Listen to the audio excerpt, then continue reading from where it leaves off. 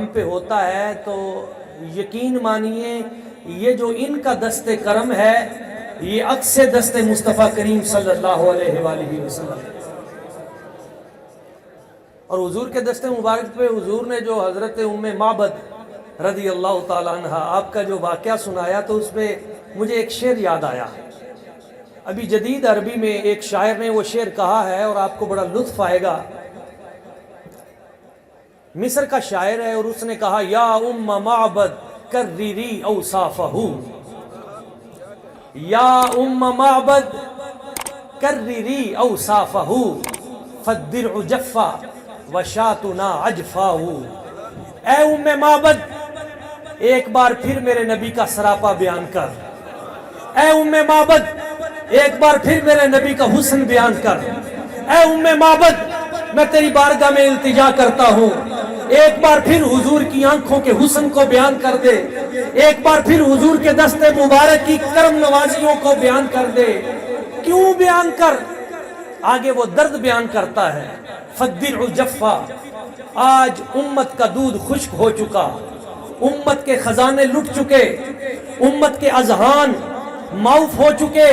وشاتنا عجفاء، اور ہماری بکری ذبح کی جا چکی.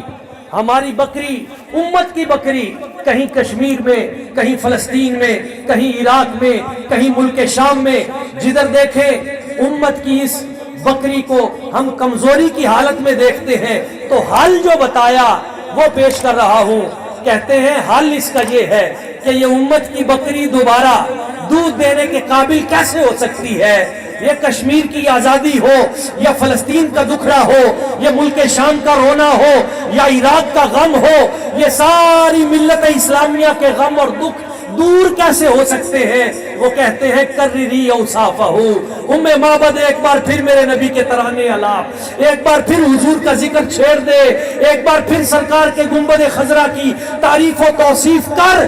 جس طرح حضور نے کل اپنا دست مبارک پھیر کر ام معبد کی بکری کو تر و تازہ کر دیا تھا، جب تو حضور کے حسن کے قصیدے پڑھے گا میرے آقا کی نگاہ کرم دوبارہ ہو جائے گی. یہ امت پھر سے اٹھنے کے قابل ہو جائے گی. اللہ اکبر یا رسول اللہ.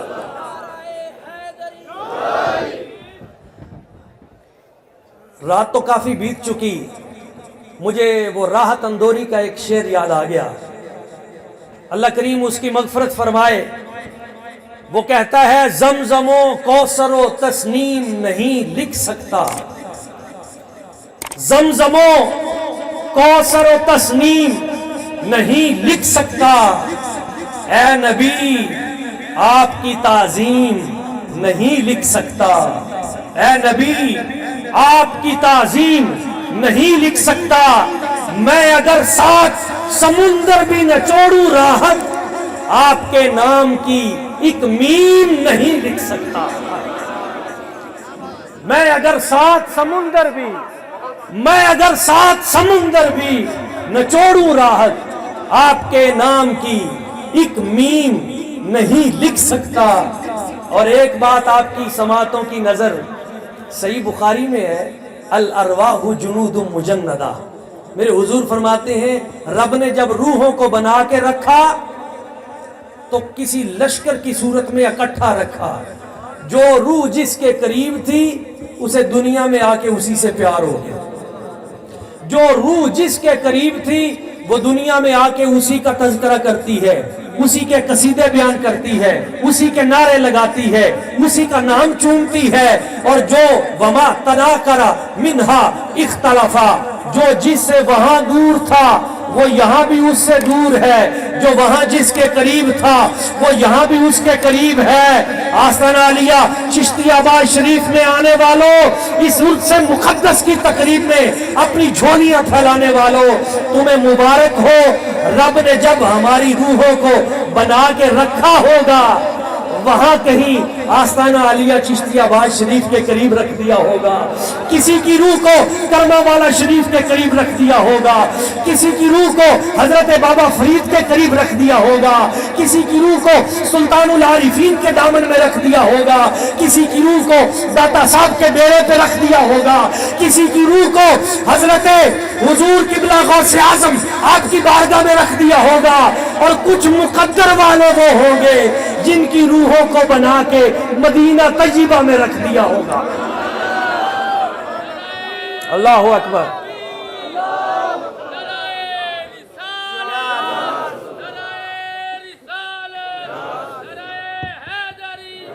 اب اگلی بات پہ ذرا اپنے بازو اٹھا کے جواب دینا ہے۔ حدیث مصطفیٰ ہے، جس کی روح جس کے قریب تھی وہ دنیا میں اس کا ذکر کرتا ہے، جس کی روح جس کے نیڑے تھی وہ یہاں آ کے اسی کا نام لیتا ہے۔ دوسری حدیث پاک بھی سماعت کیجئے، میرے سرکار فرماتے ہیں المرء مع من احبہ، حضور نے فرمایا جو یہاں دنیا میں جس کا ذکر کرتا ہوگا جب قیامت والے دن اٹھے گا وہ اس کے ساتھ اٹھے گا، جو جس سے پیار کرتا ہوگا وہ قیامت والے دن اس کے ساتھ اٹھے گا، جو کسی سیاسی جماعت کے نعرے لگاتا ہے وہ اس کے ساتھ اٹھے گا، جو کسی دنیا دار کے نعرے لگاتا ہے وہ اس کے ساتھ اٹھے گا۔ رب کعبہ کی قسم، جو اس دھرتی پہ سادات کے پہلو میں بیٹھ کر سادات کی عظمتوں کا نعرہ لگاتا ہے، مصطفیٰ کی شانیں بیان کرتا ہے، حضور کے میلاد کے تذکرے کرتا ہے، جب حشر کے میدان میں قبر سے اٹھے گا رب کعبہ کی قسم مصطفیٰ کے ساتھ اٹھے گا۔ اللہ اکبر۔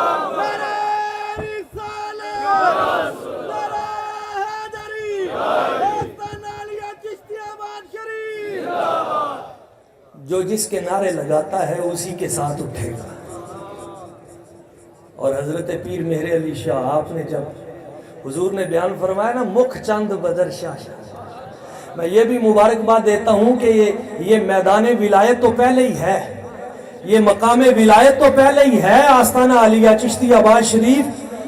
آج پیر جی کی گفتگو سن کے مجھے یوں لگا کہ یہ میدان خطابت بھی بن چکا ہے، اور یہ فیض جاری ہے الحمدللہ۔ یہ ایک طرف نہیں، یہ دو طرفہ بلکہ چار طرفہ فیض ہے۔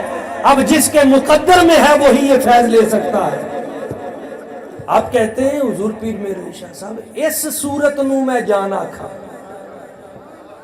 یہ نہیں کہا اس صورت نو، آئے آئے آئے دیکھ کے کہہ رہے تھے نا، دیکھ کے کہہ رہے تھے اس صورت نو میں جان آکھاں، جان آکھاں کے جانے جہان آکھاں، سچ آکھاں تے رب دی شان آکھاں، جس شان تو شانہ سب بنیا، گویا آپ نے عقیدہ دے دیا جس شان تو شانہ سب بنیا۔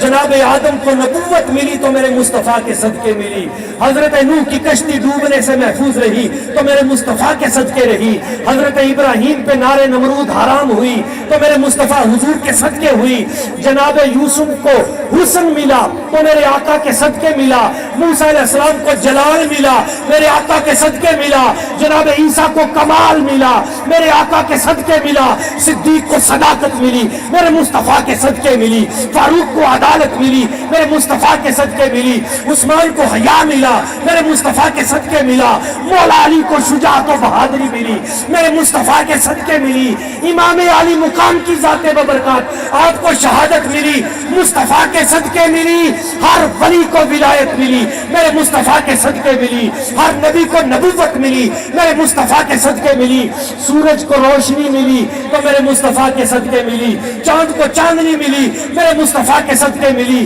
دریاؤں کو روانی ملی تو میرے مصطفیٰ کے صدقے ملی، سمندروں کو پانی ملا تو میرے مصطفیٰ کے صدقے ملا۔ مجھے کہنے دیجئے قبر کے اندر اگر راحت ملے گی تو میرے مصطفیٰ کے صدقے ملے گی، اور حشر کے میدان میں اگر شفاعت ملے گی تو وہ بھی میرے مصطفیٰ کے صدقے ملے گی۔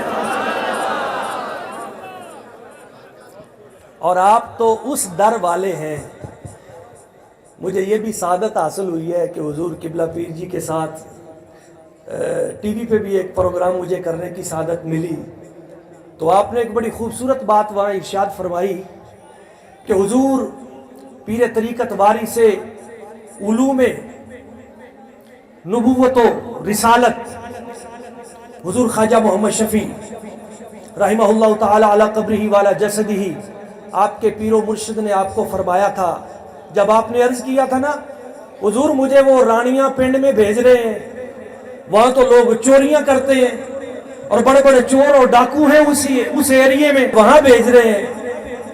تو پیر و مرشد نے پتہ کیا فرمایا؟